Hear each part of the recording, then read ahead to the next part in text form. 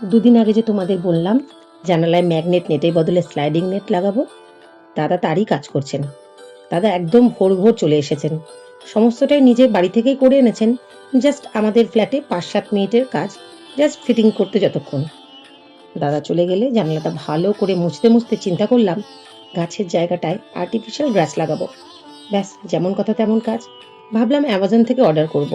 তারপর মনে পড়ল না, বাড়িতেই তো স্টোর রুমে রয়েছে, ওটাই কেটে নিলে হবে। এতটা বড় আছে, তাও ভুলে গিয়ে কেনার কথা ভাবছিলাম। দেখো তো, পুরো পয়সাটা নষ্ট হতো। মাপে মাপে কেটে নিয়ে এভাবে বসালাম। কয়েকটা গাছকে এদিক থেকে সরিয়ে অন্য ঘরে দিলাম, আর কয়েকটাকে অন্য ঘর থেকে এদিকে আনলাম।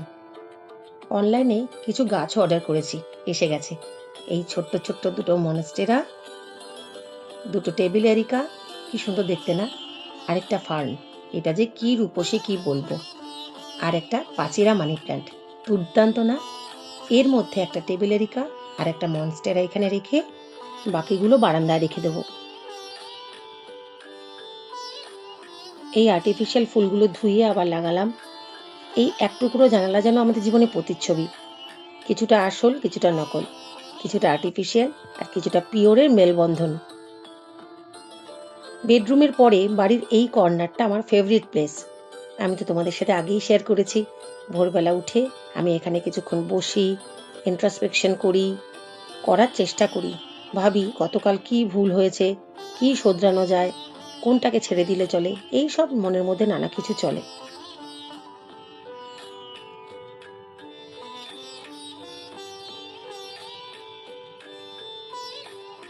পর্দা চেঞ্জ করব, এটা নাকি এটা, সিদ্ধান্ত নিলাম এটা, শেষমেশ লাগালাম এটা। আমি এমনই, একটু কন্ট্রাস্ট হলো আর কি। আচ্ছা, এবার জানালার কাজটা দেখাই। কাজ বন্ধ করে নেট টানলেও গাছপালা দেখা যাবে। এই যে একদম স্পষ্ট দেখা যাচ্ছে।